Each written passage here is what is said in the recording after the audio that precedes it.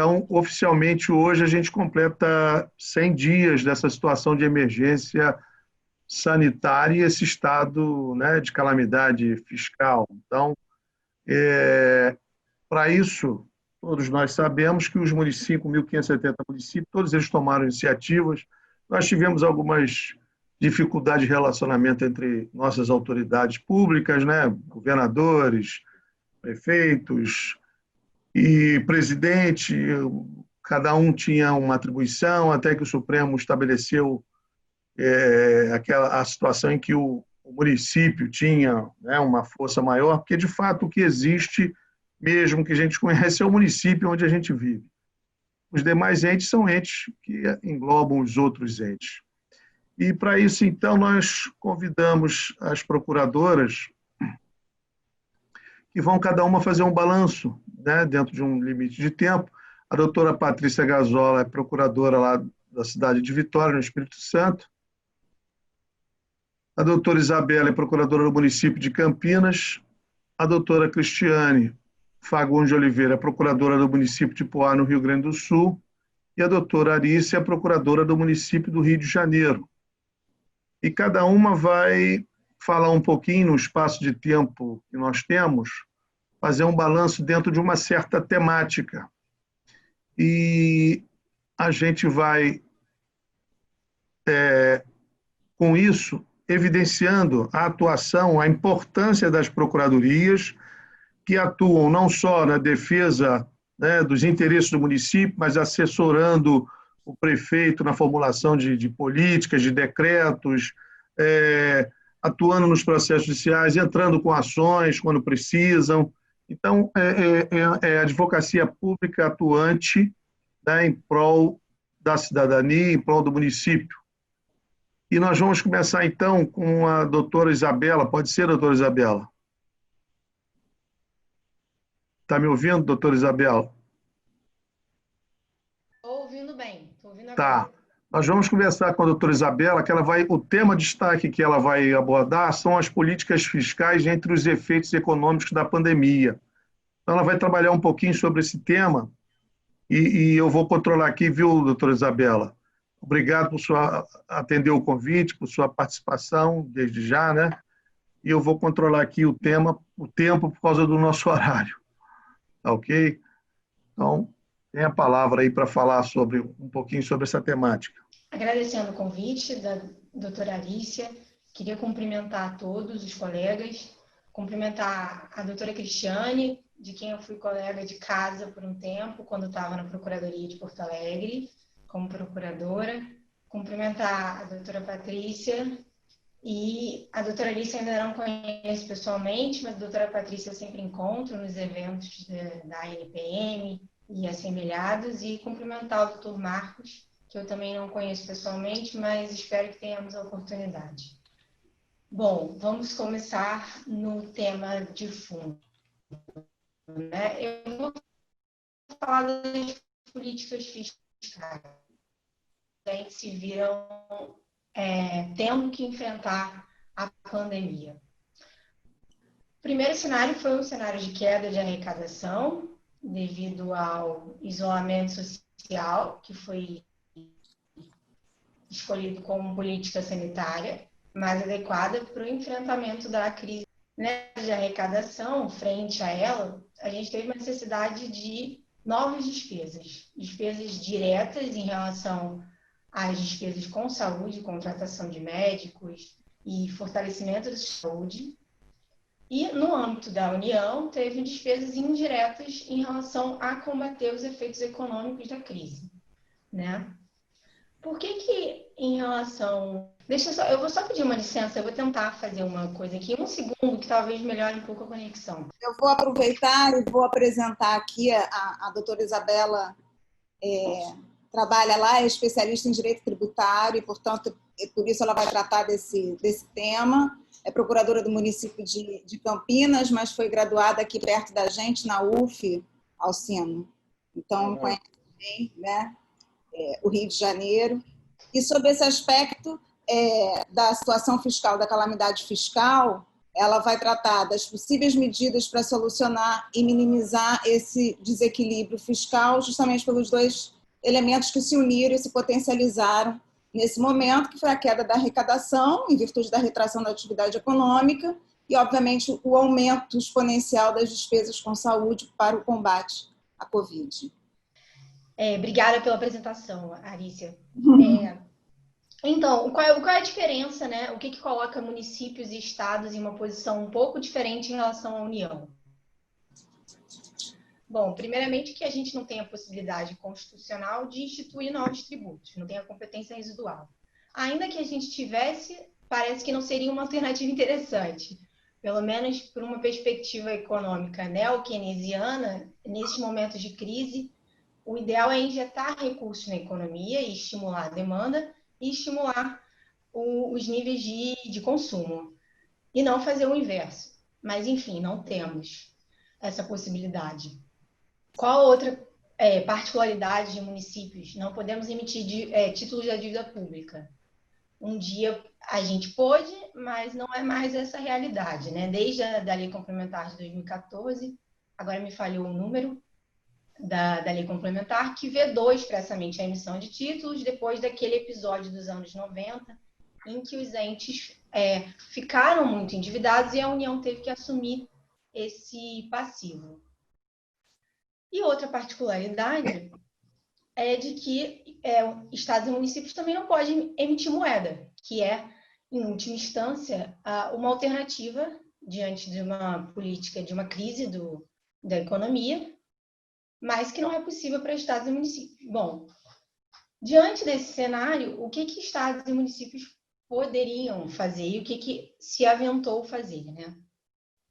Além da ajuda financeira, que esse termo também me incomoda um pouco, ajuda financeira, que a União proporcionou para os entes menores através da lei complementar, que foi chamada de Programa Federativo de Enfrentamento ao Coronavírus, a lei complementar 173 de 2020. A emenda constitucional do orçamento de guerra também veio deixar os entes de uma posição um pouco menos desconfortável, né? Diante das flexibilizações da LRF. Mesmo assim, todas essas medidas não foram suficientes e não estão sendo.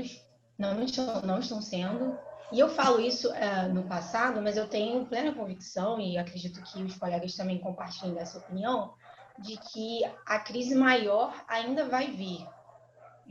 Os efeitos estão sendo sentidos agora, mas a gente ainda vai ficar um tempo sentindo esses reflexos econômicos e entendendo o que de fato vai mudar. Então, os municípios eles se viram diante de uma situação delicada.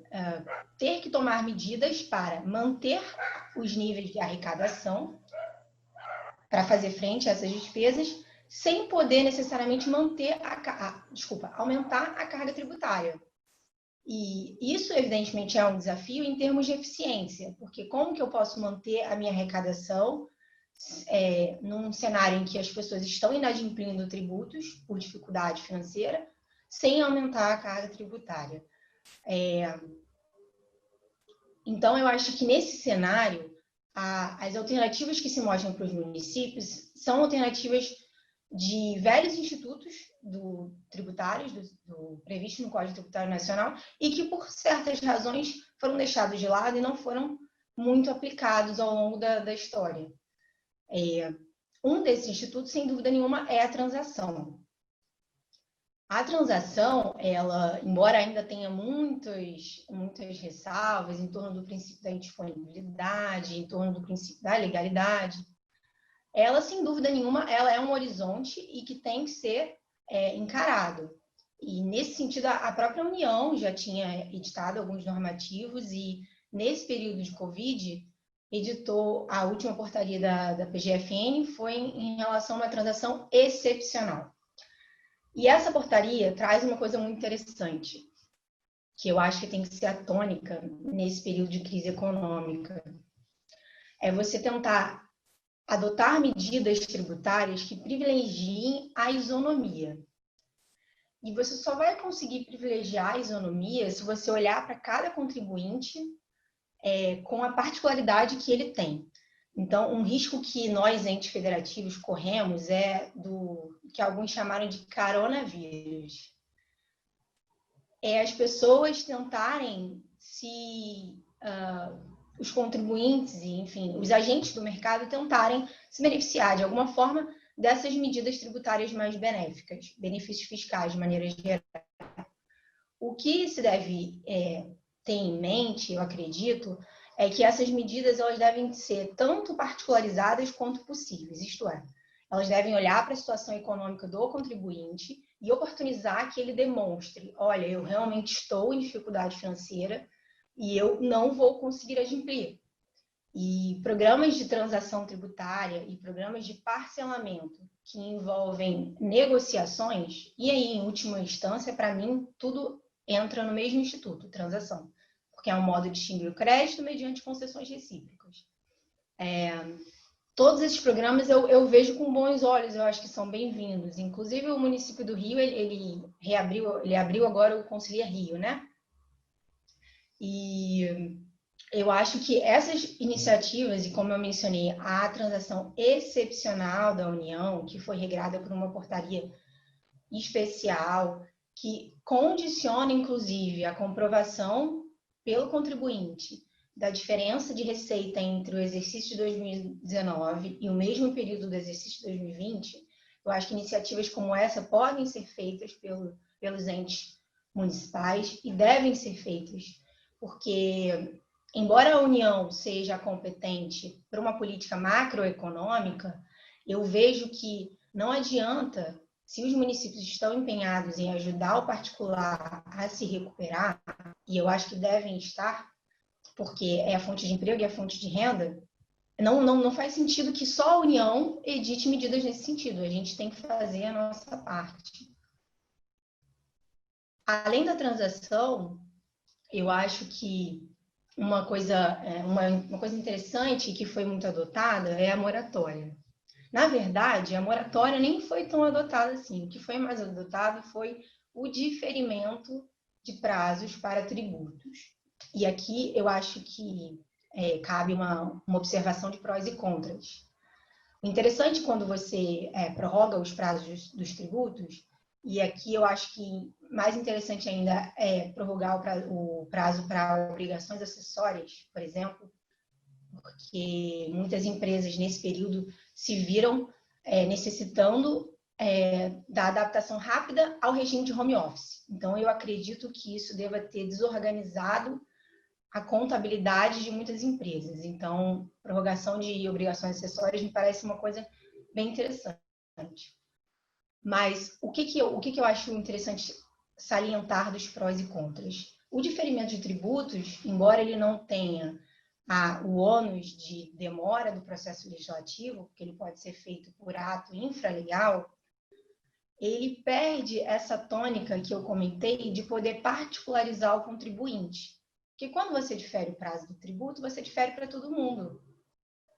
Então, nesse ponto, a moratória, como ela pode ser geral ou específica ou individual, né, mediante preenchimento de requisitos na lei, mas aí vai ser por um processo administrativo que reconheça o preenchimento dos requisitos pelo particular, eu acho que a moratória parece mais interessante, justamente para promover essa justiça fiscal. Além do que a moratória, claro, a gente sabe, ela é mais ampla, né? Ela é sobre o crédito já constituído, a suspensão da exigibilidade do crédito já existente. Então, ela pode fazer redução de multa, exclusão de multa, encargos moratórios, etc. E, como outra medida, eu também acho, mas aí eu reconheço que seja algo um pouco mais refinado e que demanda, é claro, a exigência de lei. Então, talvez não seja uma alternativa muito viável para todos os municípios e nem uma alternativa tão rápida de acontecer. O Supremo Tribunal Federal, no julgamento relativamente recente, foi a ADI 2405 do Rio Grande do Sul, ele reconheceu a possibilidade dos entes, mediante lei, estados e municípios e Distrito Federal, Perdão, na verdade o acórdão ele só menciona estados e Distrito Federal, mas, assim, por razões constitucionais, e talvez uma explicação que nem caberia fazer aqui, eu entendo que os municípios também estão incluídos nisso, pela competência tributária que eles têm. Reconheceu que os entes eles podem criar formas de extinção do crédito tributário que não estejam naquele rol do CTN.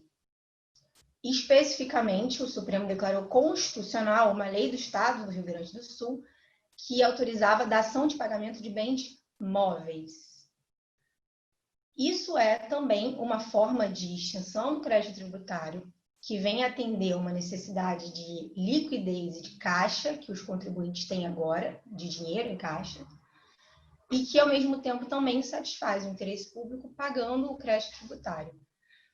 É claro que isso exige lei, isso exige uma série de critérios, porque existe o perigo de você burlar regras licitatórias, isso tudo tem que ser pensado com cuidado, evidentemente, sobretudo por causa dos órgãos de controle. Mas não deixa de ser uma alternativa e não deixa de ser um território a ser explorado pelos municípios. Eu vejo dessa forma. Assim como a dação de pagamento de bens imóveis já é feita. Sobretudo num ambiente, num momento em que a gente está precisando, alguns municípios estão precisando, por exemplo, de medicamentos, de insumos hospitalares. A dação de pagamento de bens móveis, num município que já tivesse essa lei, poderia ser um mecanismo interessante, por que não? Eu penso que essas alternativas criativas, dentro da lei, obviamente, elas vêm ao encontro das nossas necessidades atuais de arrecadação. Outra coisa que eu gostaria de salientar é a postura do judiciário diante disso. O judiciário ele vem tendo, de maneira geral, uma postura diferente. Eu vejo dessa forma. Aqui no Tribunal de Justiça do Estado de São Paulo, que é onde eu atuo, teve algumas decisões entendendo que essas medidas de ou prorrogação de vencimento de tributos ou suspensão de exigibilidade dos tributos, todas essas medidas elas deveriam ser tomadas pelo Poder Executivo, pela necessidade de uma solução sistêmica da crise fiscal. E cientes de que uma decisão judicial pontual para este ou para aquele contribuinte poderia gerar mais desorganização orçamentária do que benefícios coletivos.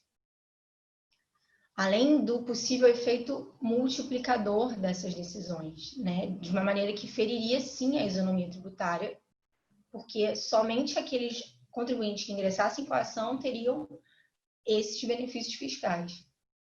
E também o Tribunal de Justiça do Estado de São Paulo ele vem sendo muito enfático na questão de todos os pedidos que se fundamentam na pandemia, no sentido de que é preciso comprovar com documentos contábeis, principalmente, de que o contribuinte está realmente numa crise econômica, com uma necessidade excepcional. Isso a gente está vendo muito nos pedidos de substituição de depósito em dinheiro por outras garantias na execução fiscal. E esse também é um tema bem interessante. Teve, inclusive, duas decisões que eu acho interessante comentar. Uma do STJ, da ministra Suzete Magalhães, e uma do STF, do ministro Luiz Fux.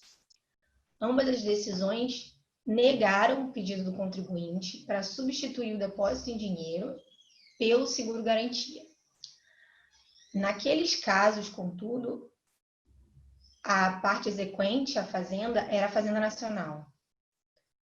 É interessante observar que nos casos dos estados e dos municípios, diferente do que acontece em regra na União, o depósito judicial, no caso da União Federal, o depósito judicial, assim que ele vai para a conta judicial, assim que ele se transforma de penhora para depósito judicial, ele fica à disposição do Tesouro Nacional. Então, é uma renda que está à disposição da União e, num momento de crise de arrecadação, num momento de queda de receitas, o que os ministros pontuaram era que seria perigoso, seria prejudicial à Fazenda Nacional perder essa receita com essa substituição de garantia. Para estados e municípios, talvez a gente não consiga aplicar o mesmo argumento, porque essa sistemática não é necessariamente a mesma. Depende se o Estado ou o município tem lei própria que autorize a utilização dos depósitos judiciais em que ele é parte. Então, o ônus argumentativo para nós, procuradores municipais, ele é um pouco maior nesse caso, nessas hipóteses. Sem dúvida nenhuma, eu acho que existem argumentos por ambos os lados.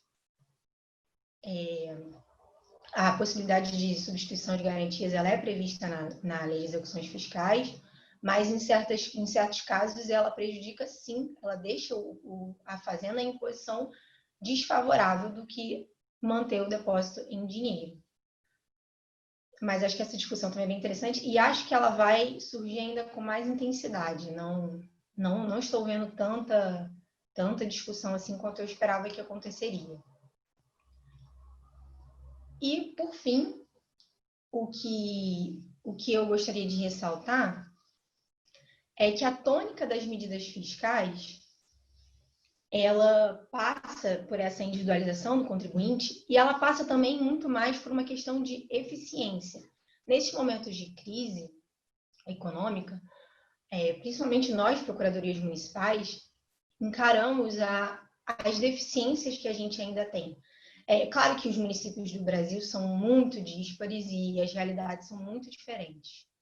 Mas, nesses momentos, municípios que têm procuradorias fiscais mais estruturadas e que conseguem, na tua cobrança da dívida ativa, mais eficiência, uma cobrança mais eficiente, eles realmente saem na frente. E os municípios em que tem alguma deficiência, essa deficiência já fica muito acentuada, porque essa falha, né, na cobrança, ela fica muito evidente nessa situação de necessidade de receita. Tá. Doutora Isabela, vou pedir só para você concluir, para a gente poder ouvir também as demais procuradoras. Eu acho que essas eram as minhas ponderações. Fico aberta a perguntas e vou prosseguir.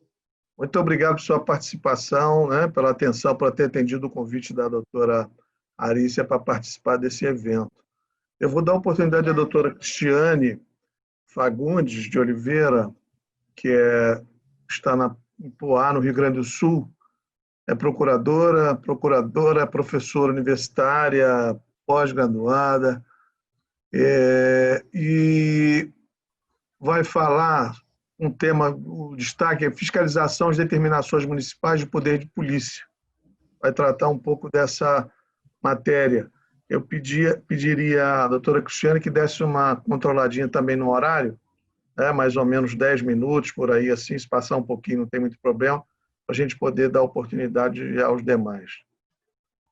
Obrigado, viu, por ter aceitado o convite, estar aqui com a gente, é uma honra para o MB, pela senhora, como a doutora Isabela, a doutora Patrícia, a doutora Arícia aqui conosco. Muito obrigada. Muito obrigada. Saudades, né, Isabela, da nossa convivência. Que bom te ver aqui. A Patrícia também, há tempos que eu não vejo. A Arícia, nós nos falamos muito mais por escrito, mas é um prazer, uma honra. Muito obrigada pelo convite e obrigada aqui pela companhia para falar um pouco sobre essas questões tão complexas nesses 100 dias do Covid-19. Eu queria fazer algumas ponderações em relação ao papel, principalmente da Procuradoria, numa atividade importantíssima para o enfrentamento do Covid, que é a atividade de fiscalização. Porque, começando a falar um pouquinho sobre regulamentação municipal, eu não vou aqui falar sobre a competência municipal para esse enfrentamento de emergência, porque isso, né, já está determinado, né, que os municípios, né, por todas as razões, têm essa competência para o enfrentamento dessa crise do Covid-19. Pois bem, como é que os municípios estão enfrentando? Por meio de regulamentações em geral, né, regulamentação de atividade econômica, enfim, as mais diversas áreas. Essa regulamentação é que eu gostaria de falar um pouquinho sobre Porto Alegre. Então, aqui em Porto Alegre, né, capital do Rio Grande do Sul, nós temos uma certa tradição nessas regulamentações e reconhecido aí nos nossos congressos nacionais, enfim, e um dos papéis, mas não basta somente a regulamentação, né? Porque a regulamentação por si só é importante, mas ela tem que estar acompanhada de uma atividade de fiscalização. Alguém tem que estar lá na ponta para verificar se as atividades estão acontecendo ou não estão acontecendo, né? Todas, especialmente em relação às atividades econômicas. Para se ter uma ideia, aqui em Porto Alegre, nós tivemos, desde 16 de março, 130 decretos fazendo regulamentações. Muitas vezes das mesmas atividades, mas ao longo do tempo, né? Nós começamos o primeiro decreto 20.499 em 16 de março, e nós estamos agora com o decreto 21.629 dessa semana. Então, nós temos 130 decretos dizendo, ora, o que pode funcionar, o que não pode funcionar.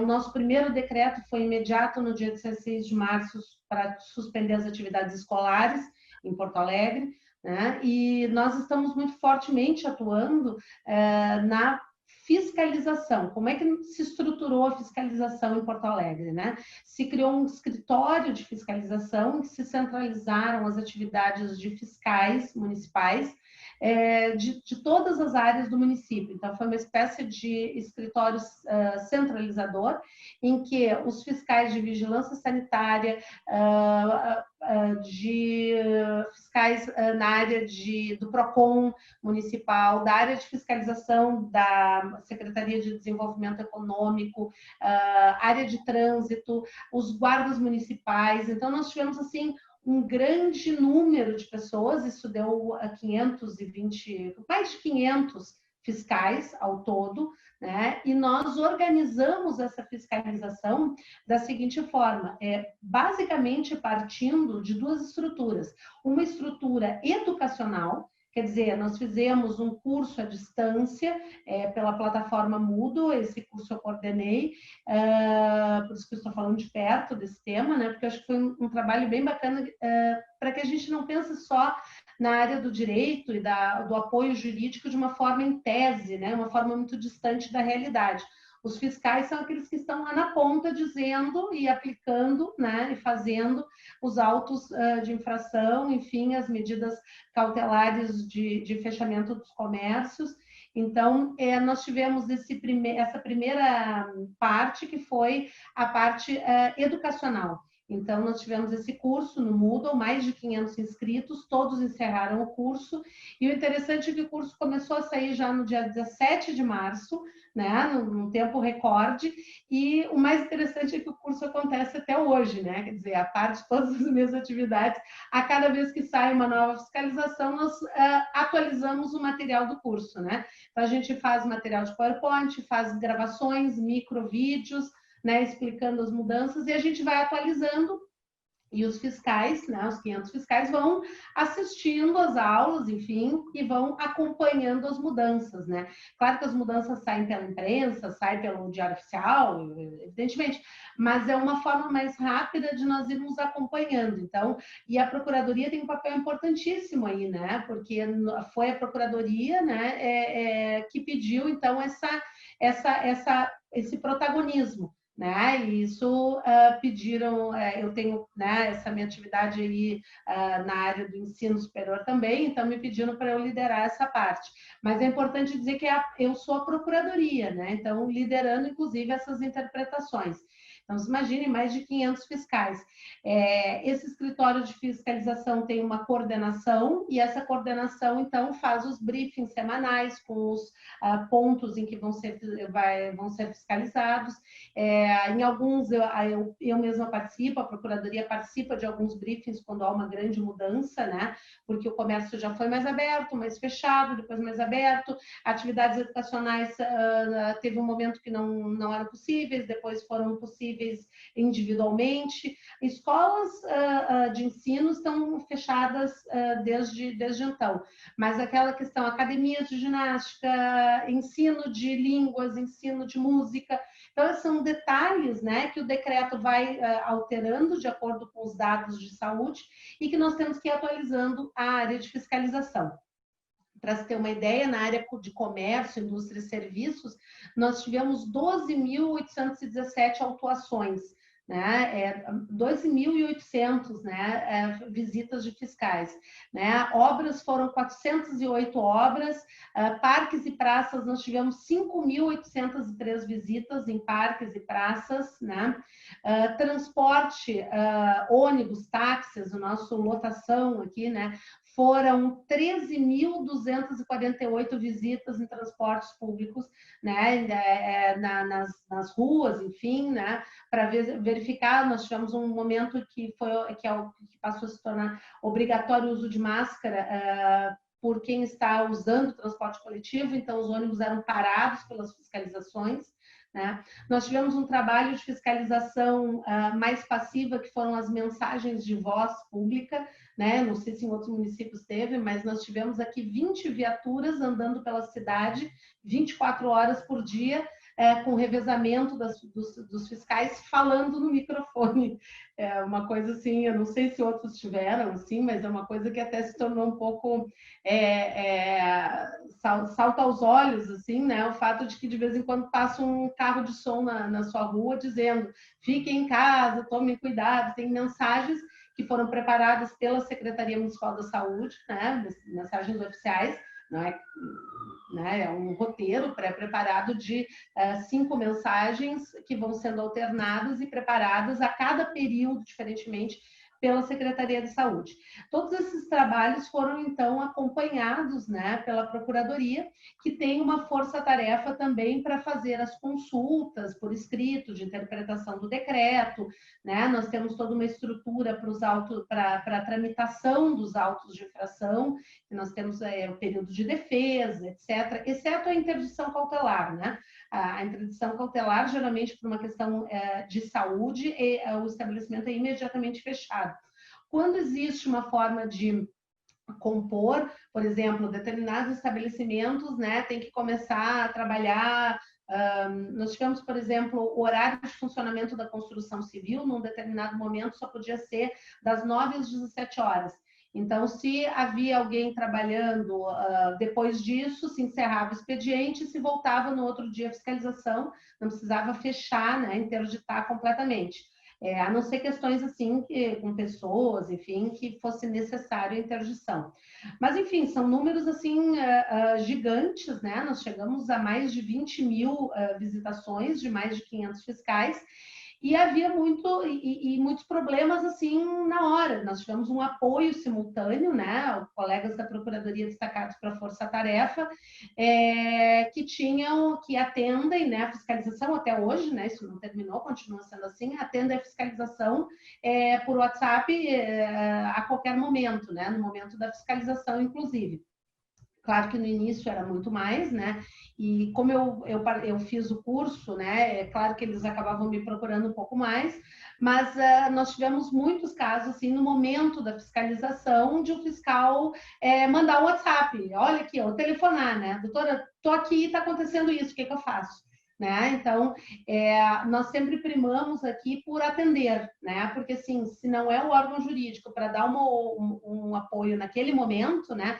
Não dá tempo claro que tem certas questões que a gente precisa de um acompanhamento, um parecer, uma nota técnica, mas tem coisas que não, né? Esse é um trabalho, assim, bem bacana, uma faceta do trabalho do procurador que é bem bacana, porque a gente acompanha ali na hora, né? Acompanha naquele momento o que está acontecendo. Posso depois contar algum caso sobre isso, mas, por exemplo, teve um caso lá no início, né, que o decreto proibiu o funcionamento dos bancos, né? Apenas determinados, por exemplo, em shopping centers, eles podiam ficar, enfim, houve uma restrição, né? O fiscal me ligou assim na hora: doutora, nós estamos com uma fila de idosos aqui num local, tem mais de 20 idosos numa fila e eles estão, uma empresa financeira que faz empréstimos, né? E eles estão dizendo que eles são banco, então eles podem funcionar, né? Os idosos estão aqui, eles estão espremidos numa salinha, né? Pode acontecer alguma coisa, o que a gente faz?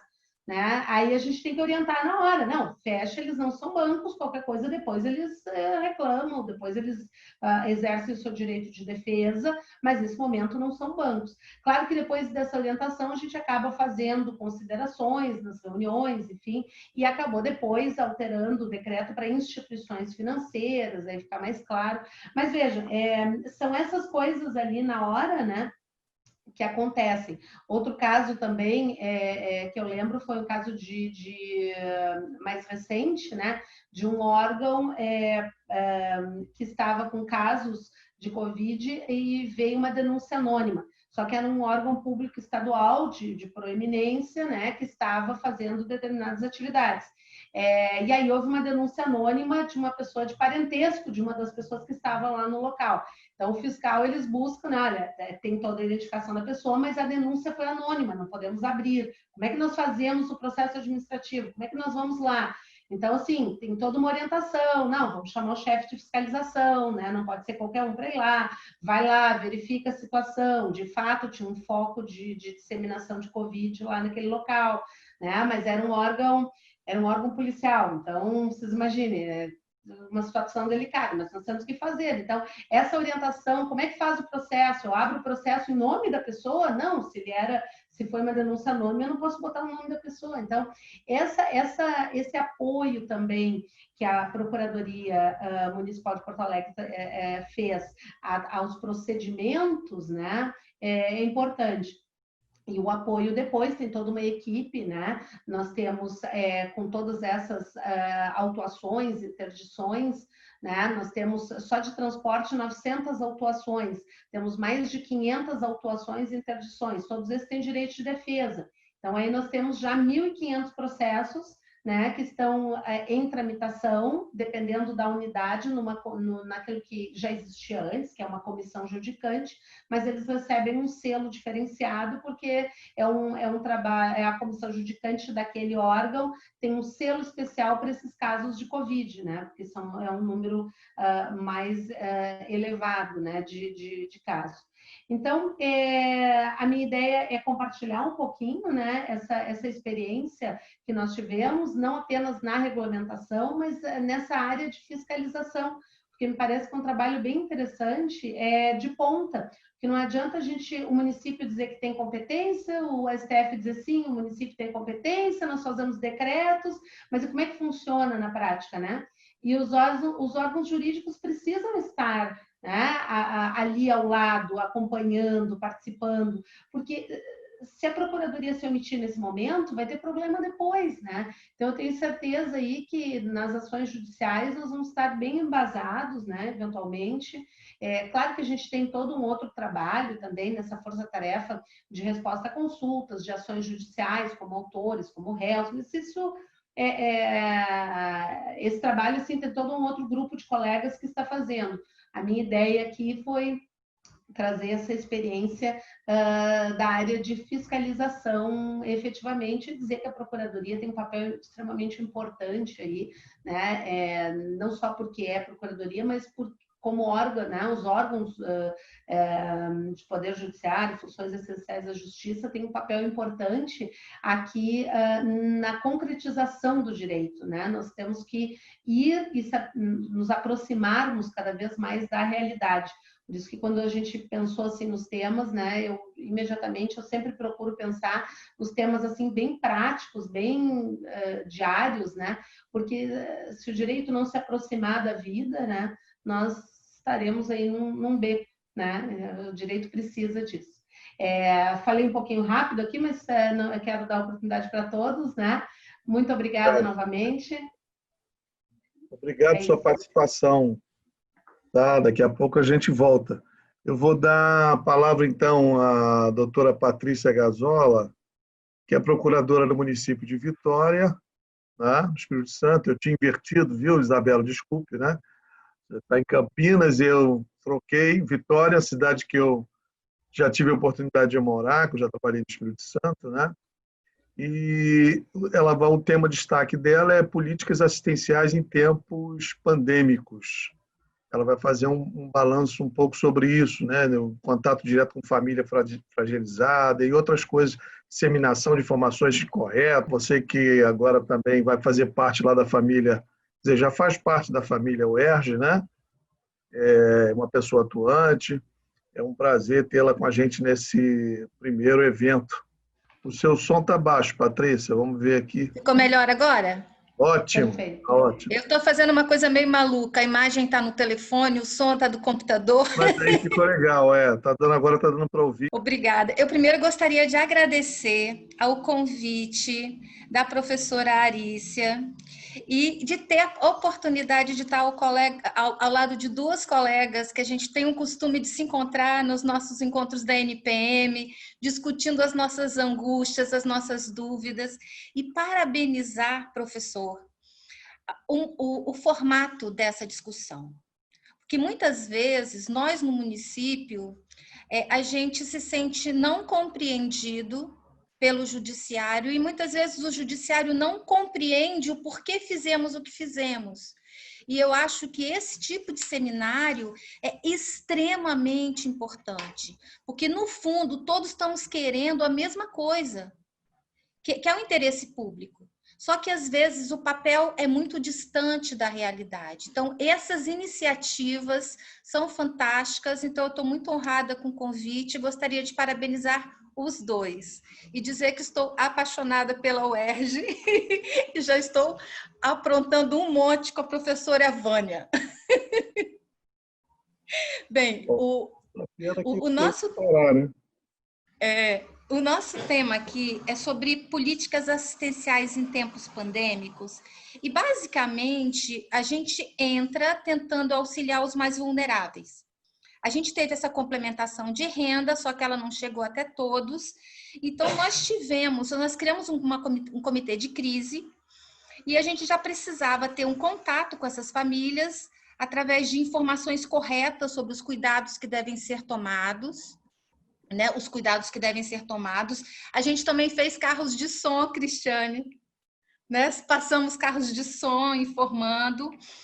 Fizemos uma preocupação com a questão da alimentação, da cesta básica, a segurança alimentar, né, dos mais vulneráveis. E questão de saúde, medidas para as pessoas em situação de rua. E eu estou trazendo, já por causa dessa possibilidade da gente ter um diálogo com o judiciário, um caso concreto que a gente vivenciou.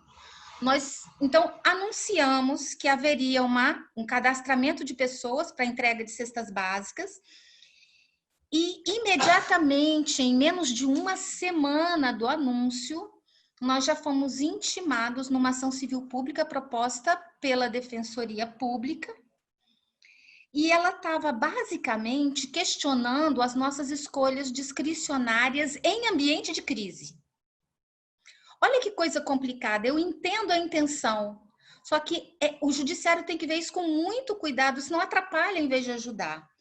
E aí ele questionava, cadastramento por telefone ou no site. Por que por telefone? Porque é um telefone gratuito e evitaria aglomeração. E no site, porque na minha cidade já existe um costume social de todos os agendamentos nos postos de saúde serem por aplicativo. Então, a população frágil já está acostumada a utilizar aplicativo para ter acesso ao serviço. Renda per capita fixada, a gente fixou em 1/4 do salário e eles queriam meio salário. Eles queriam que a gente fizesse um regramento, publicitário, relatórios semanais de distribuição das cestas. No momento onde está todo mundo apagando incêndio, ninguém tem tempo para ficar cuidando dessas coisas. E eles pediam que a gente incluísse os moradores de rua na entrega de cestas básicas. Então, no fundo, eles estavam querendo cadastramento presencial, ampliação dos beneficiários, entrega de um número fixo de 6.000 cestas básicas, que ninguém sabe de onde eles tiraram esse número, e que as pessoas em situação de rua também recebessem cestas básicas. Qual foi o principal problema dessa intervenção da Defensoria Pública? É que ela desconhecia a política na qual ela pretendia intervir.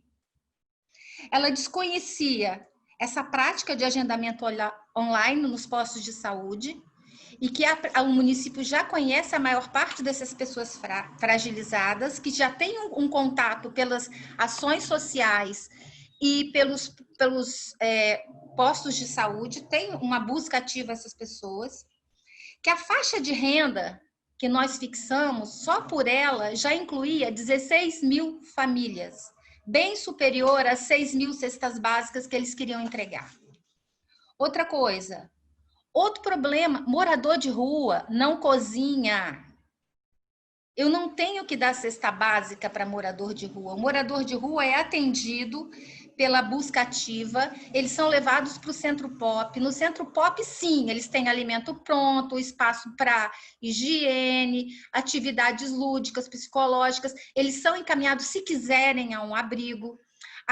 Inclui nas redes de ação social para tentar restaurar os vínculos com a família. Aqueles que têm problema mental têm uma casa-lar. Então, e para aqueles que são de outros lugares, existe um abrigo para o migrante, ou seja, uma política completamente diferente, e a tônica inteira da petição era que as pessoas em situação de rua não iriam conseguir se cadastrar para receber cesta básica.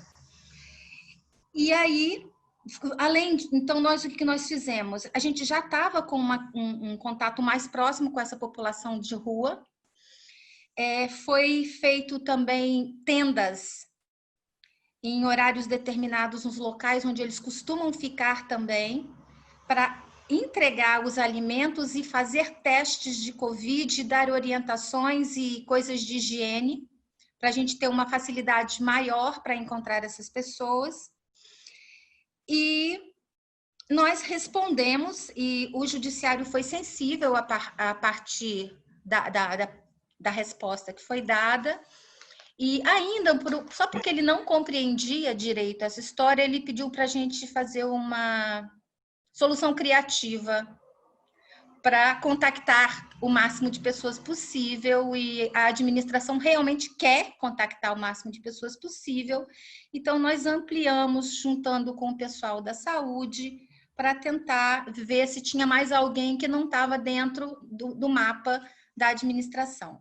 Então, diante deste caso, eu gostaria de colocar uma pergunta e até uma reflexão. Diante da pluralidade de legitimados para a tutela de direitos fundamentais quando negligenciados, diante da situação emergencial que demanda esforços extraordinários, como o judiciário deve analisar pretensões de interferência em políticas públicas locais, substituindo a discricionariedade administrativa pela discricionariedade do titular da ação, que muitas vezes desconhecem as razões da nossa escolha. Porque muitas vezes é meio um diálogo de surdos. Os legitimados estão cheios de boas intenções, mas eles acabam atrapalhando a política que eles querem intervir. Então, agradeço aí a atenção e gostaria de colocar isso para a nossa reflexão, porque o nosso objetivo é conjunto.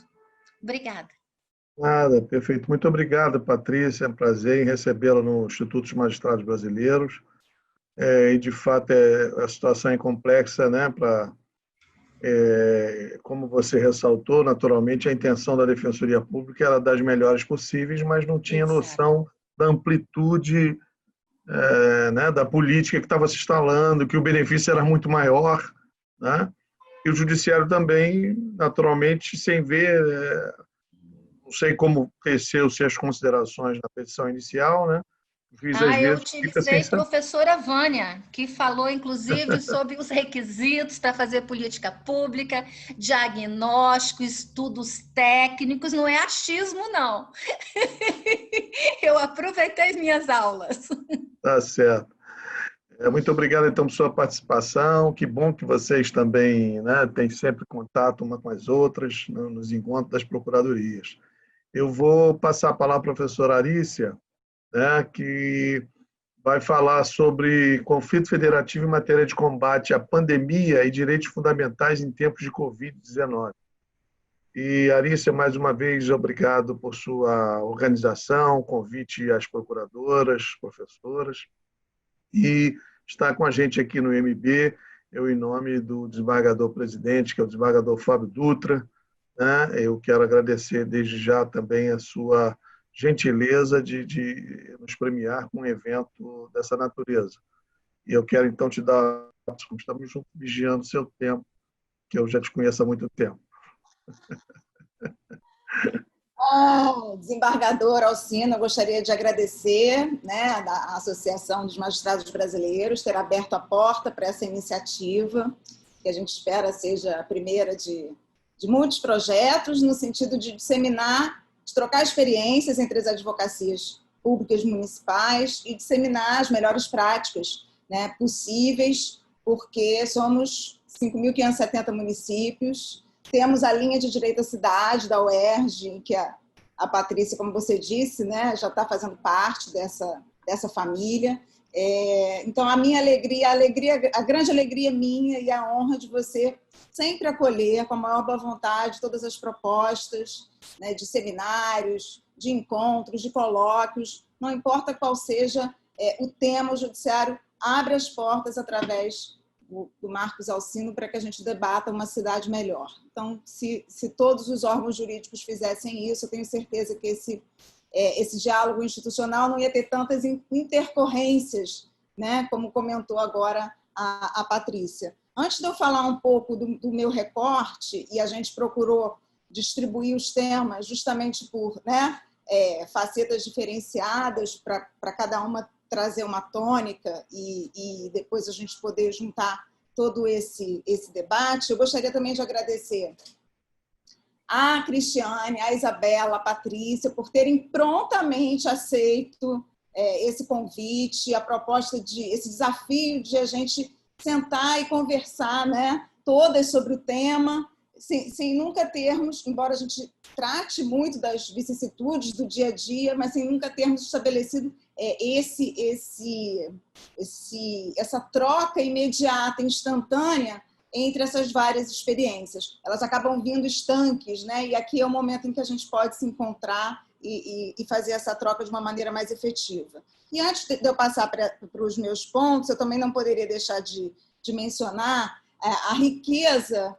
Quem conhece a advocacia pública dos municípios e dos estados há muito tempo, sabe que a gente está diante de um grande dilema. Ou o advogado público continua naquele papel anterior, pretérito, do século passado, talvez, de ficar atrás do processo, de ficar atrás da vida, né, da realidade, que falou a Cristiane, como ela de fato é, ou ele fica naquela posição em que pouco se compromete com a formulação em si da política pública e fica a reboque das decisões judiciais e tem que correr atrás depois, fica só na posição de defesa e não assume, como a Cristiane também falou, um certo protagonismo em relação ao trabalho que é desenvolvido junto aos cidadãos, junto aos munícipes. Então, nesse sentido, eu poderia exemplificar o caso da Isabela. A Isabela está fazendo, como advogada pública, propostas de formulação de política pública, de não tributação, mas, ao mesmo tempo, de medidas alternativas e criativas dentro da legalidade para que se busquem novas formas de financiamento da cidade. Em pleno caos, em plena crise, ela buscando, na verdade, o que ela está fazendo é buscando, de alguma forma, como advogada pública, colaborar para a formulação dessa política pública. Isso era inimaginável há alguns anos atrás, né?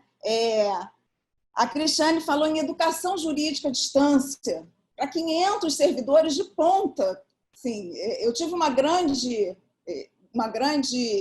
referencial dentro da Procuradoria do município, que é a professora Vanessa Vale, ela também é acadêmica, e ela sempre falou: Larissa, você tem que fazer uma minuta de decreto, eu fui assessora dela, conversa com a ponta. Não adianta você bolar a tese jurídica mais fenomenal, o sujeito vai lá na ponta e diz: mas doutora, não vai funcionar. Ele conhece a realidade muito mais do que nós que estamos aqui enclausurados no gabinete. Então, assim, esse diálogo institucional, embora interna corporis, ele sempre foi pensado tem que ser pensado dessa forma, senão você não atinge quem efetivamente está na ponta. Então, ver a Cristiane dando aula para 500 pessoas das mais diversas áreas, evitando... É uma consultoria preventiva. Exige um papel diferente dentro da advocacia pública, mas que vai gerar, em termos de prevenção a litígios futuros, né, um ganho enorme, fora que você aplicar corretamente a lei, sem abuso de autoridade, dentro dos preceitos, já sabendo até onde ele pode ir. É lógico que você dá uma segurança jurídica para o servidor público que também não tem preço. Essa obrigação, então, agora passou a ser de resultado. Eu tive a sorte também, agradeço a Patrícia Gazola, de organizar com ela. Na verdade, ela que praticamente organizou tudo, né? Mas um livro, no passado, que tratava disso, dessa nova visão da advocacia pública do século XXI, e não é à toa que ela que me fez conhecê-las, né? Porque a gente não teria esse retrato aqui se não fosse essa circunstância. Um compromisso, e aí eu completo com a fala da Patrícia, né, que é um compromisso restrito, isso faz parte da verve dela, com a garantia dos direitos fundamentais. Então, isso também é um outro papel do advogado público que eu acho que está bem exemplificado nesses 4 quadros aqui. Eu diria que assim, me sinto muito, muito honrada, fico muito orgulhosa de estar com vocês nesse momento, nesse painel. Para fazer um recorte, já que eu ia falar um pouco de conflitos federativos e de direitos fundamentais, eu resolvi usar algumas decisões, porque entendo que a jurisdição constitucional de 2020, por conta da Covid-19, ela pode nos trazer vários exemplos de sinais de um certo amadurecimento democrático, muito importante em momentos de crise. Ou seja, a crise, eu entendo a crise institucional, política, como um teste para a democracia. E quem tem que resguardar esse regime democrático de eventuais arroubos ou de eventuais oportunismos nesses momentos de crise é justamente o Poder Judiciário, em especial a Corte Constitucional, que, entendo, em vários momentos demonstrou isso de uma maneira exemplar. E vou dar aqui apenas 4 exemplos para que depois a gente possa passar para o debate, né? Antes disso, eu costumo dizer que a gente está vivendo um momento em que temos muitas legislações de exceção, temos jurisprudência de exceção, temos doutrina de exceção, atos normativos profusos, né, em todos os âmbitos federativos, inclusive com eventuais conflitos, que a gente vai ver mais à frente, de exceção. Mas não somos um estado de exceção. Em nenhum momento, por mais que muitas das medidas restritivas de liberdade de ir e vir e de se reunir se fizeram necessárias em nome da garantia do direito à vida, jamais o direito à liberdade de expressão foi colocado em xeque. Então, estar com a legalidade e a constitucionalidade de exceção nesse momento para fazer frente ao aumento de gasto com a Covid e a retração econômica, a diminuição de receita tributária para fazer as vezes de Estado, não fez com que nós nos tornássemos reféns de um Estado autoritário ou de um Estado que pudesse se valer desse momento para, no fundo, impor uma certa ordem que não a constitucional, que não a democrática. E vamos ver em que medida isso aconteceu. Acho que, além dessa garantia da democracia, houve também uma garantia da cooperação federativa, que é algo que nós sempre buscamos a vida inteira nos eventuais conflitos entre entes federativos e que sempre foi decidido de uma maneira muito maniqueísta. Ou A ou B tem o poder, tem a competência, e nesse momento a gente vê, né, todo um movimento do Supremo Tribunal Federal dizendo, olha, eu até vou arbitrar aqui, mas o ideal é que não haja conflito. O ideal é que todos se unam neste momento, tenham lá uma coordenação de políticas públicas, porque todos queremos o combate, porque nenhuma vida é melhor do que a outra, esteja você onde estiver nesse país chamado Brasil. A primeira decisão foi a decisão sobre algumas sobre a suspensão de algumas exigências da Lei de Responsabilidade Fiscal. E aí eu vou pegar um gancho, inclusive, com o próprio exemplo da Isabela, que falou do Concilia Rio.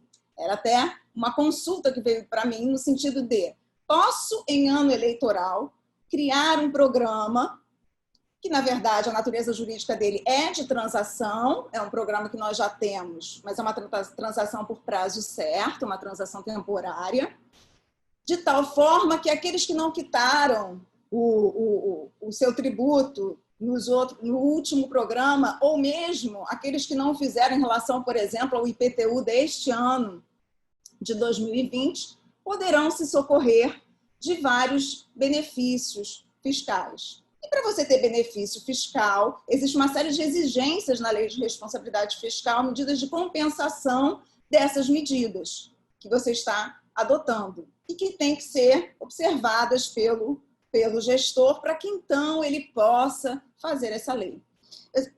Essa questão foi ao Supremo, na verdade, para tratar só da suspensão de certas exigências, com base no artigo 65 da Lei de Responsabilidade Fiscal, por parte da União. Pois bem, o ministro, o Alexandre de Moraes, em primeiro lugar, ele elogiou a Lei de Responsabilidade Fiscal como um mecanismo que evita, justamente no momento de crise, que esse desajuste, esse possível desajuste pudesse torná-la ainda mais gravosa. De modo que ele não vai declarar a inconstitucionalidade do preceito. Ele vai entender que, neste momento, numa interpretação conforme a Constituição e a garantia do direito à saúde, é possível abrir mão de certas exigências, até porque, no mundo dos fatos, elas não conseguirão ser cumpridas. Por mais que a Covid terminasse agora em julho, o nosso desequilíbrio fiscal até 31 de dezembro seria inequívoco. A repercussão financeira dessa crise ainda vai se fazer sentir durante muito tempo, e já poderia se antever em março que ela não ia, ainda que se terminasse, ainda que a Covid fosse, né, se descobrisse a vacina num tempo recorde, ela não ia, nós não conseguiríamos voltar ao equilíbrio fiscal ainda no exercício financeiro de 2020. E mais do que isso, então não mandou que ninguém fosse irresponsável do ponto de vista fiscal, ele reconheceu uma circunstância que faz com que o poder público não possa estar amarrado por certas exigências que o impediriam de fazer frente às despesas com a Covid-19. Número 1. Número 2, ele de ofício estendeu esta decisão, embora seja um controle abstrato, ele colocou partes neste controle para que ele efetivamente fosse efetivo. Ele estendeu essa decisão também aos estados e municípios que tivessem decretado calamidade pública por Covid-19 e o fez de ofício. Portanto, foi um exercício de preservação de toda aquela construção que fizeram em prol da responsabilidade fiscal do gestor público, mas, ao mesmo tempo, ciente e consciente do desafio e da bravura que teve naquele dado momento inicial de permitir que se levantassem essas exigências, e por isso a lei do Concilia, por exemplo, no Rio de Janeiro, saiu mais rápido do que sairia, talvez nem conseguisse sair, se tivessem que ser obedecidas todos os seus regramentos. Portanto, entendo que foi uma decisão que depois acabou perdendo objeto, né, porque veio a emenda de guerra, veio depois a lei também complementar 173, ela acabou perdendo objeto, mas essa decisão em si, ela já foi emblemática de uma posição do Supremo muito mais também comprometida, assim como a advocacia pública do século XXI, mas muito mais comprometida com a ponto o que efetivamente está acontecendo e de que maneira ele poderia colaborar para viabilizar o exercício dessas políticas públicas de emergência dos entes federativos. A outra decisão, enfim, é um evento, a gente espera que seja o primeiro, tá, Alciano? O primeiro evento é Elas e Ele. Primeiro, vamos ver. Não sei se vamos conseguir.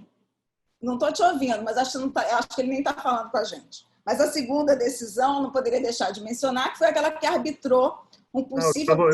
Meu som estava desligado, Alice, desculpe, é que o desembargador Fábio Dutra está nos ouvindo, então ele já fica aí, né, a chamada para um outro evento. Pois é, a gente tinha ficado chateada, porque ele ia vir, depois não ia participar. Que bom que você está aí. E a gente quer agradecer muito esse espaço. Eu já tinha agradecido ao Alcino, da Associação dos Magistrados Brasileiros, de receber aqui representantes das procuradorias. É instituto, hein, Alice? Senão ele depois puxa minha orelha. Instituto dos Magistrados Brasileiros é uma entidade muito antiga também, né, fundada, não é semelhante à associação, não, é um pouco diferente. Tá, tem já, é mais secular, né? Tem uma herança aí maior. Foi fundada no Rio de Janeiro e abrange o Brasil inteiro. O desembargador Fábio está nos vendo também, está lá no cantinho. Depois o André, quando for possível, né, depois que a Arícia falar, pode dar a palavra a ele para se manifestar. Também quer justamente esse diálogo institucional, ele tem que acontecer desde já aqui, né? Ouvir um pouco também a visão do judiciário, já que a gente está falando da nossa visão em relação ao judiciário, a visão do judiciário em relação ao trabalho das procuradorias, e é inequívoco que houve uma deferência para com as escolhas públicas, as escolhas dos gestores públicos, salvo, obviamente, né, decisões, enfim, decisões, o que eu digo, administrativas, absurdo, mas, enfim, houve uma política de contenção, de self-restraint por parte do judiciário neste momento Covid, evitando aquilo que a Isabela comentou, não sei se foi a Isabela Cristiane, de você, num caso concreto, não ter a noção dessa repercussão em nível sistêmico, que é o olhar de política pública globalizante que tem que ter o poder público. Essa decisão que arbitrou o conflito federativo, ela vai estabelecer, foi aquela que levou em conta se a 13979, ao estabelecer que a União iria dispor o que seriam os serviços públicos essenciais, que, na verdade, ele não poderia fazer isso se colocando-se, sobressaindo em relação aos estados e municípios. Portanto, foi uma grande decisão de afirmação da autonomia federativa. Uma autonomia federativa pela qual nós, procuradores do município e também os procuradores do estado, sempre, desde há mais de 30 anos, brigamos para constantemente reafirmá-la. Então, foi um momento de, antes de falar de arbitrar o conflito, ele diz, olha, não quero conflito, quero que haja uma política de consenso. Aliás, na matéria de saúde, ele já tinha dito que a responsabilidade era solidária, mas aqui ele vem dizer, aqui a competência é concorrente. Não haverá uma primazia da União em relação aos estados e municípios, tampouco os municípios ficarão encapsulados, se sentindo também uma cidade medieval, com muralhas, afastados desse contato com os outros entes federativos. Mas, no fundo, o que ele quis ali foi resguardar a autonomia de estados e municípios, arbitrando, a princípio, e que bom, né, Cristiane?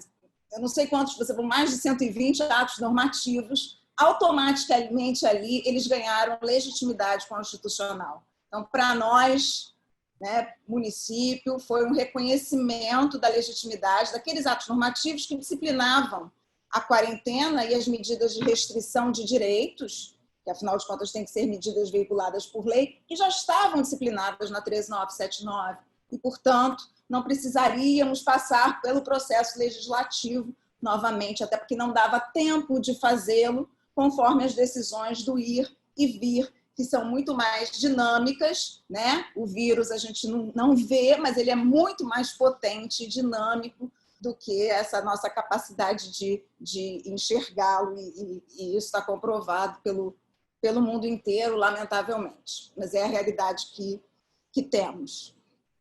A terceira decisão foi uma proibição ao acesso de dados pessoais por parte do IBGE, numa pesquisa. Através dessa pesquisa, se pretendia, através de uma legislação, que o IBGE tivesse dados, não dados anônimos, dados pessoais de todos os brasileiros que tivessem alguma relação com operadoras de telefonia celular, porque então ele faria um outro censo, que seria um censo específico, cujo interesse na prática, e aí o Supremo Tribunal Federal também teve esse cuidado de dizer que ele não estava sendo contra a prioristicamente a esta medida, mas que sequer havia qualquer evidência científica de que ela iria, de alguma forma, contribuir para o combate à pandemia. Vejam, mas neste caso, os valores que estavam sendo preservados, como nós falávamos aqui, poderia ser, no momento de crise, um grande pretexto para se invadir a privacidade, para se invadirem os dados. Na verdade, os nossos dados são uma expressão de quem nós somos, é uma expressão da nossa personalidade, a nossa imagem e até a nossa privacidade, os nossos segredos, que também são direitos constitucionais. Portanto, o Estado, nem o outro pode se miscuir neles, quem dirá o Estado poderia o fazer. E o Supremo, corajosamente, nesse momento, reputou esta decisão, a princípio, essa legislação, a princípio inconstitucional. Vou fazer um parêntese aqui, porque no próprio município do Rio de Janeiro, nós temos um acordo de cooperação técnica. Recentemente veio também um modelo para que a gente possa fazê-lo com várias outras operadoras de celular, em que a gente passa a ter dados, até para essa fiscalização, Cristiano, das ondas de calor, né, de onde estão concentradas as pessoas. Isso aconteceu muito no auge ali da pandemia, para que você tenha acesso à aglomeração. Aquela aglomeração que naquele momento era preciso conter o vírus, porque senão não haveria respirador, não haveria hospital de campanha que desse conta da proliferação do contágio. Portanto, naquele momento, esse acesso é uma informação anônima. Você não tem, e aí eu pedi lá os critérios técnicos da operadora celular e falei com o diretor de operação, mas enfim, você não tem como identificar quem é a pessoa, você não tem acesso nenhum ao dado que ela está digitando, as conversas, nada disso. Você só tem como uma análise quantitativa de onde existe uma determinada aglomeração e, portanto, aí o Estado, o município, no caso, né, a vigilância sanitária, ela também passa pela vigilância das multidões em casos de surto epidêmico e, então, ela poderia exercer esta atribuição absolutamente instrumental ao combate à disseminação do coronavírus. A quarta decisão vai falar... Olha o seu tempo, hein? Olha o seu tempo. Eu estou aqui já... Quanto tempo? Não, faz mais um pouquinho. Nós já estamos 18h25. Eu conversei com o André aqui. A André disse que a gente pode passar um pouquinho das 18h30. O presidente também está nos assistindo aqui. Então, só para você ficar atento. Passa às 3 e depois a gente passa para os debates. Vamos ouvir um pouco. Senão não dá tempo para nada, porque nosso tempo já está... Eu prefiro. Então lá, vou ficar com essas 3 decisões, tá? A Arícia, e a Cristiane, a Isabela também, a Patrícia, obrigado aí pela participação de vocês. Mas eu queria só dar um pitaco numa coisa que de fato acho que é muito sensível, você tocou aí. Mas que eu vejo um pouquinho diferente, essa questão do governo ter baixado um ato para solicitar o dado das companhias telefônicas. E era, de fato, uma situação excepcional e eu confesso que, no mundo de hoje, achei um excessivo rigor e vou dizer por quê. Meu telefone toca 500 vezes por dia por gente que eu nem conheço, empresas que eu nem conheço, né? Existe o tal de Big Data, né? Que todos nós sabemos aqui. Eles têm o dado de todo mundo, fornecem para todo mundo, vende por milhões de dólares para empresas, né? A Google está sempre brigando com isso. Eles têm essas informações todas, quando eles querem, eles ligam e tal. Eu achei que talvez pudesse fazer uma amarração, porque o que pretendia o governo? Tá? Ter o telefone da pessoa para ligar e saber detalhes. A entrevista, em vez de ser pessoal, a entrevista seria pelo telefone, pelo Zap. Nós não vamos ter votação pelo Zap, nós não vamos ter um monte de consultas públicas pelo Zap ou pelo telefone. Eu achei com todo respeito àqueles que entraram com a medida e brigaram, não, isso é invasão de privacidade. Não, mas nossa privacidade, ninguém tem mais privacidade de nada hoje. Eles sabem de tudo da sua vida. Então, é um negócio complicado. Quer dizer, o governo, que é tudo bem que nós estamos num tempo talvez difícil, e talvez, se fosse outro governo, as pessoas não ficassem muito criando caso e tal. Mas não seria interessante que o governo tivesse os dados de todo mundo? Eu quero saber todos os brasileiros. Agora eles estão sabendo agora com ajuda. E aí, quantas fraudes aconteceram? Né? Quantas pessoas pegaram dinheiro que precisavam pegar dinheiro? Funcionários públicos, militares, etc. Quer dizer, gente querendo se valer de determinadas situações para receber R$ 600 por ser destinado para uma pessoa pobre. Se o governo tivesse um cadastro legal, né? Você vê, os Estados Unidos ia mandar um cheque para a casa de cada um. Ou seja, é porque ele tem o cadastro de todo mundo, para mandar um cheque para casa de cada cidadão. Então, acho que poderia ter um tipo de controle, como você disse, olha, eu fiz uma intervenção para o município e entrei em contato com o diretor, expliquei como é que era a situação. Então, talvez pudesse ser assim, porque é impressionante. A quantidade de telefone que eu tenho que bloquear, porque essas centrais vão ligando e eles mesmos vão mudando o número automaticamente, é um negócio muito complicado. Mas eu achei nesse ponto um pouco de exagero, porque acho que era um momento de colaboração com o governo. Mas não sei se foi problema de desconfiança, não dá para dizer exatamente o que aconteceu. Mas só queria agradecer a vocês pela posição. A gente vê, eu imagino o seguinte, a dificuldade das procuradorias nesse tempo de contrato. Olha quantos problemas a gente teve agora com os contratos, né?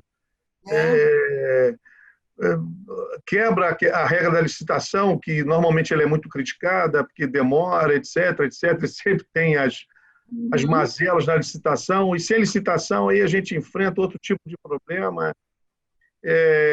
Tem a lei do mercado, que a lei do mercado é de fato complicada. Não, espera aí, eu tenho um pouco de produto e você quer o produto, eu vou botar o preço que quiser, quer dizer, além dos problemas que a gente tem vivenciado. Então, de fato, vocês que dessa linha de frente, né, tem que dar esse suporte ao administrador público e que às vezes ele não ouve, ele tem o poder de decidir, né? Ele pode decidir contra o parecer, e a gente vê que normalmente quando decide contra o parecer, logo na frente estoura uma bomba, logo na frente vem um problema. Então vocês estão de parabéns, né, no trabalho de vocês, cada um aí atuando, né, de forma contundente na sua área, né? E isso é muito bom, porque o município é que está perto do cidadão. É o município que está perto do cidadão, não é o Estado nem a União, né? Eles estão distantes. Qualquer situação, quer dizer, eu sempre brinco, a gente brinca lá na Oeste também, fala assim, olha, o que a gente conhece é onde a gente vive, que é o município. Eu não vivo no Estado, eu vivo no município. Então, você anda para lá e para cá e tal, mas é o município, né, que está mais perto. Por isso, acho que sempre foi aquela questão do peculiar interesse ou interesse do município, né, ser um interesse importante e preponderante. Então, eu queria agradecer a manifestação de vocês, a colocação, colaboração, e aceitado o convite da professora Arícia, a Arícia com a ideia, né, de participar desse evento. Eu queria pedir ao André para dar um som ao desembargador Fábio Dutra, para ele, né, falar em nome do Instituto dos Magistrados um pouquinho com nossas colegas, e se quiser assumir a direção do evento também a partir daqui, desembargador Fábio, fique à vontade. É meu amigo. Muito bem, desembargador Marcos, uma alegria muito grande revê-lo, muito grande. Eu estou aqui desde o começo. Eu sei. Tenha tido aí uns piques para resolver uma questão pendente, mas a maioria do tempo eu estive ao vivo. Fico muito feliz desse protagonismo das mulheres aí no nosso evento. Doutora Arícia, nós estamos sempre prontos a receber ideias. O IMB, Instituto dos Magistrados do Brasil, tem carência de ideias. Se trouxer ideias, nós temos eventos para todos os dias, né? E nós gostamos muito de fazer isso. Segunda-feira teremos um evento sobre julgamento por videoconferência com o desembargador Najib, a doutora Regina e o juiz de direito Fábio Soares. Na terça teremos uma sobre compartilhamento da justiça. Nós estamos vendo que, aos poucos, a justiça está saindo dos tribunais e nós vamos debater isso na terça-feira. Depois, na sexta, nós teremos um evento com o professor Ives Gandra, de São Paulo, e outros colegas também, doutor Rogério, né, e doutor Antônio Júnior. Então, nós temos uma pauta boa, mas temos espaço. Nós conseguimos encaixar as ideias que vocês trouxerem, nós estamos sempre prontos a receber. Então, agradeço a senhora pelo Rio de Janeiro, né? Eu acho que é nossa, eu não diria que hoje o nosso evento é internacional, mas é interestadual. Doutora Isabela, de Campinas, né? Doutora Patrícia, de Vitória, e doutora Cristiane, de Porto Alegre. Então, sintam-se muito bem-vindos. O IMB agradece muito a presença de vocês, a participação, e ao doutor Marcos Alcino, que é o nosso diretor, né, do Conselho Editorial, né, sempre presente, sempre pronto a contribuir com o Instituto dos Magistrados Brasileiros nessa sua faina de trabalhar pela cultura, principalmente a cultura jurídica. Doutor Marcos, o comando é seu, a sua coordenação continua, o senhor fica à vontade para dar o encaminhamento que lhe parecer conveniente. Eu só estou entrando para agradecer a vocês e também aos nossos ouvintes e participantes, nossos espectadores dessa live, dessa webinar. Muito obrigado. Obrigado, desembargador Fábio, né, por sua participação. Eu vi que desde o início você estava nos assistindo, né, e ouvindo atentamente. Eu não sei se né, a Isabela, a Patrícia lá teve o problema lá da ação civil pública, a Cristiane com a fiscalização no Sul, porque a proliferação de atos normativos, né, são grandes nesse momento, porque abre, fecha, fecha, não, agora nós vamos ter que fechar de novo, porque a rigor ninguém sabe de nada, né? Mesmo com com auxílio dos médicos, dos cientistas, a gente está numa situação complicada. Cada hora surge um problema. Então, de vez em quando, vocês devem ter ouvido também, como eu já ouvi, não precisava ter ficado em casa.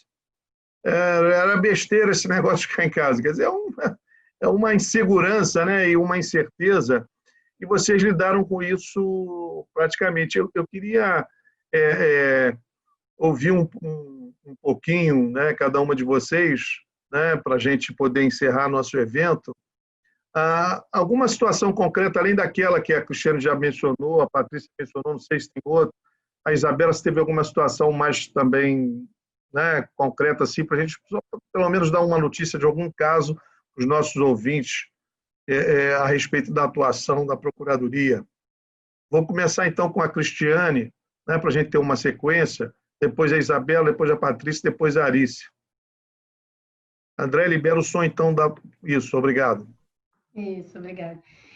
São muitos atos, né? E realmente os nossos decretos foram 130 e, claro, todos baseados em leis anteriores, né? Mas a regulamentação, e a nossa regulamentação, esse abre, fecha, ele foi balizado basicamente pelos dados de saúde. Basicamente, o dado principal foi o dado de monitoramento dos leitos hospitalares e do atendimento médico.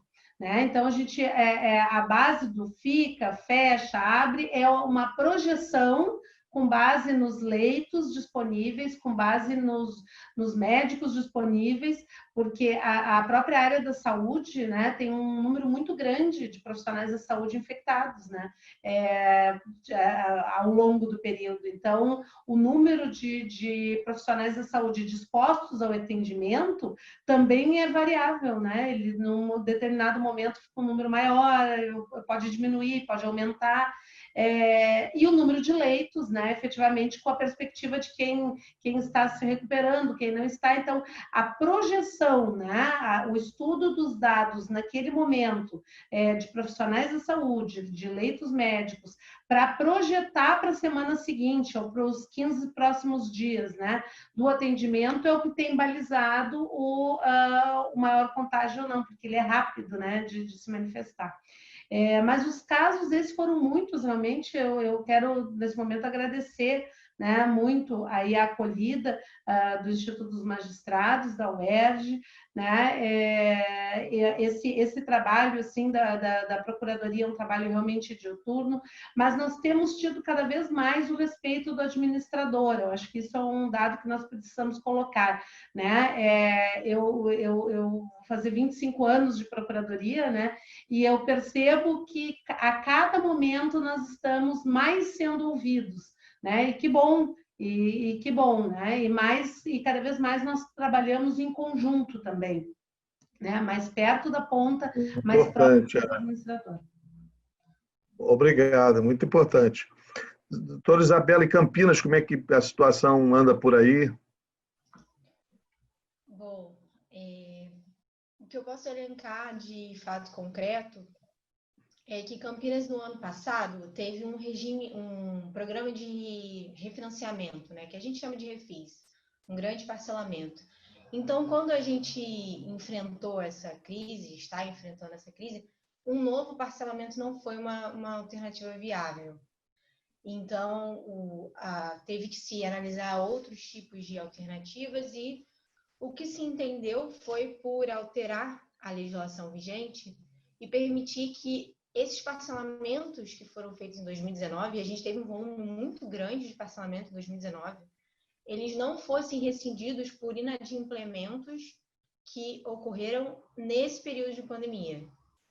Então, foi uma atitude do gestor de maior sensibilidade a esse período e houve uma alteração na legislação local, né? Para além disso, no contencioso fiscal, a gente vem enfrentando essas demandas de substituição de depósito por garantia, seguro-garantia, fiança, nessa necessidade de liquidez do particular. Queria aproveitar para agradecer o IMB, na pessoa dos desembargadores Marcos e desembargador Fábio, pelo espaço e realmente reforço que é muito importante e muito valiosa esse diálogo institucional. Obrigado, querida. É interessante que exatamente a Fazenda tem que, de fato, verificar, né, a situação do contribuinte,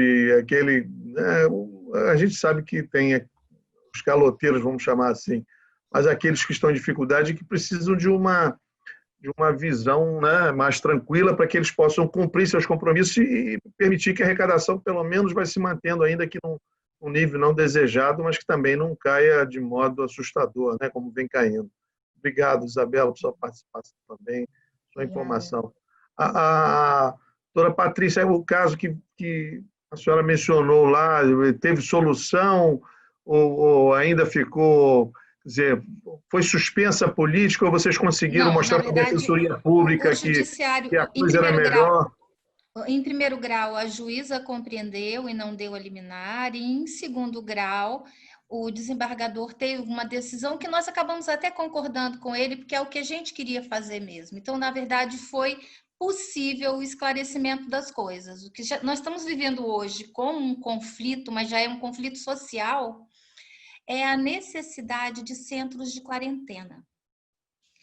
E muitas dessas pessoas em situação de rua, elas são estigmatizadas e nenhum bairro quer-los por perto, né? Então, nós estamos com uma dificuldade na implantação do centro de quarentena, que vai ter toda uma questão de alimentação, de remédio, acompanhamento médico, assistentes sociais, mas está difícil trabalhar isso com os outros atores sociais. Um problema que a gente tem, que eu acho que é um desafio do mundo hoje, é o conceito de humanismo. As pessoas querem humanidade só para nós e para os outros não, e é por isso que o mundo está ficando desse jeito. A minha esperança, né, que esses tempos de pandemia faça perceber que estamos todos interligados e que a sorte de um vai influenciar a sorte de todos. Essa é a minha esperança, que a gente tenha isso como lição, mas ainda está difícil de aprender. E eu trabalho com políticas públicas há muito tempo e eu acho que é a parte mais apaixonante, porque a gente pode ajudar a construir uma cidade melhor. Ficou com os municípios, como o senhor bem disse, a missão de cumprir as promessas da Constituição. a gente ficou só com os encargos, mas sem o dinheiro. Então, tem que ter muita criatividade e ajuda da Procuradoria. Mas, mais uma vez, parabéns pelo trabalho desenvolvido e que essa seja a primeira de várias, né? Que é importante a gente ter esse diálogo, né, professora Arícia? Queremos a mesma coisa. É verdade. Obrigada. Arícia, eu não sei se, né, se alguma situação concreta que nesse momento de pandemia que você teve que ser incisiva a respeito de alguma situação, colocação, para que a administração pública aqui, o prefeito Marcelo Crivella ou alguém, né, o procurador-geral, pudesse tomar alguma decisão importante nesse tempo da pandemia? Na verdade, o que eu tinha anotado aqui era o exemplo que você tinha pedido antes. Daqui a pouco eu penso nessa segunda aí. Não, então fala o exemplo que você pensou aí, porque a gente não tem muito tempo mais não. De um momento de eventual conflito entre o ato municipal e o ato estadual. Até no nosso grupo de professores, desembargador, alguém perguntou se havia um observatório dos atos normativos do Estado e do município do Rio de Janeiro. Até tentei montar esse observatório com os alunos e acabou que ficou circunscrita uma pesquisa a um tipo específico de ato. Mas, enfim, na prática a gente não teve muito esse confronto. A única vez que isso aconteceu, quase aconteceu, na verdade, foi quando o prefeito anunciou uma reabertura em 6 fases. Portanto, a comissão científica iria se reunir, já tinha dados, se baseando em 3 indicadores, que era o número de ocupação de leitos, que mais?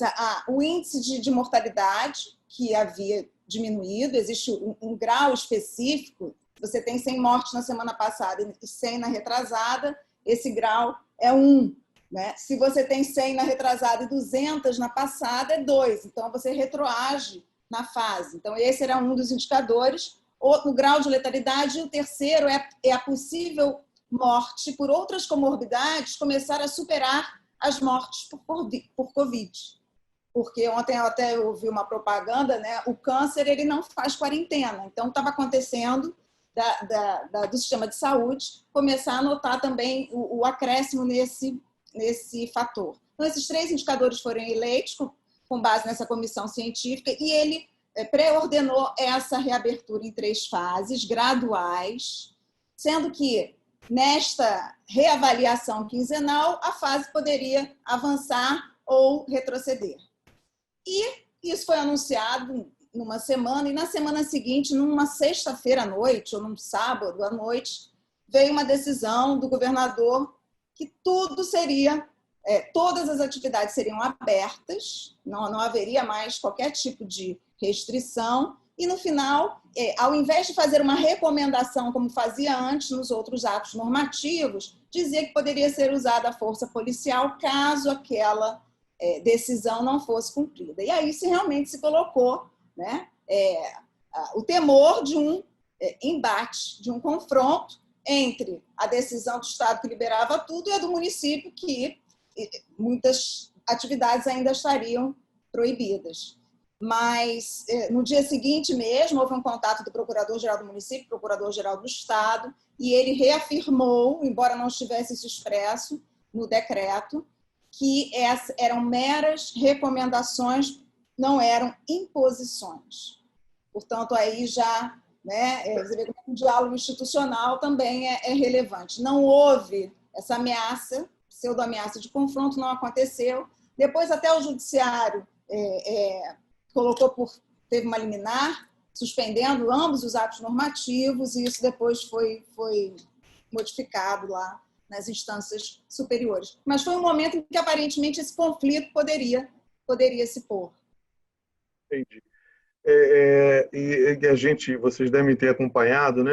Pelo menos o jornal publicou, que nesse final de semana, por exemplo, a praia estava como se fosse um dia comum, né? As pessoas sem máscara, só quem estava de máscara foi um policial passando de quadriciclo e as pessoas, sei lá, ignorando a situação. É difícil a gente, de fato, né, prever isso. Quer dizer, algumas pessoas, para voltar a trabalhar, não querem voltar a trabalhar. Mas se você liberar a questão do lazer, eles estão prontos para o lazer, querem ir para para aglomeração, para o lugar que tem mais risco, é meio complicado, né? A gente sabe que é meio complicado. Agora eu vi também o decreto estabelecendo um espaço dentro dos ônibus. É uma coisa difícil de fiscalizar, né? Cristiane que cuida da fiscalização, isso é uma coisa muito complicada, né? E aí a gente vê o metrô cheio, um do lado do outro, não dá para saber qual é a consequência. Nós estamos, de fato, vocês vão ter ainda muito trabalho pela frente, né? Muita coisa para resolver. Desembargador também, tá? Mais uma vez. Tá bom. Pois é, nós vamos organizar, hein? Eu queria agradecer, então, mais uma vez a vocês, né? Para a Isabela, a Patrícia, a Cristiane, por aceitar o convite da Arícia, a Arícia pela organizar esse evento, né? Trazer essa informação. As pessoas estão aqui comentando, muitos estão nos assistindo e gostando desse bate-papo, né? Dessa formatação que nós fizemos. E agradecer também ao desembargador Fábio, que, né, cedeu esse espaço, não tinha um momento oportuno, e eu falei, não, tem que ser naquele dia, que é o dia que faz 100 dias, tem que ser nos 100 dias. E ele falou assim, então vamos dar um jeito, eu tenho outro evento, eu vou no outro evento, entro no seu e tal, você dirige, mas arrumou esse espaço, viu, desembargador Fábio, muito obrigado por essa gentileza, né, na organização desse evento, ao André, que está nos bastidores, né, nos ajudando aí sobre modo. Nós demoramos um pouquinho a entrar pelas dificuldades de internet, mas graças a Deus conseguimos levar a cabo esse nosso evento.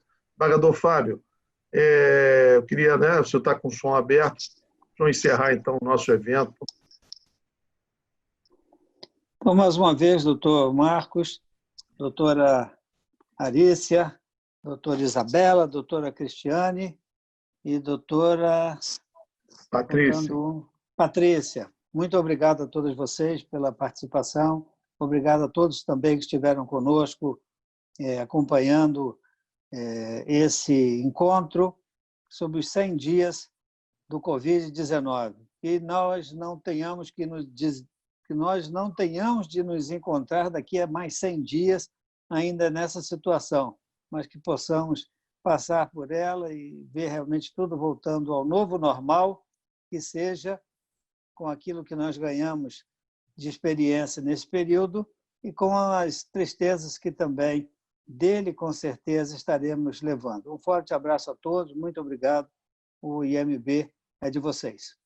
Obrigado. Aí, então, nós vamos, viu, Arícia? Depois a gente vê qual um outro evento, com a Patrícia, com a Isabela e com outros procuradores ou outros procuradores, a gente analisar, acho que seria interessante sobre questões contratuais, né?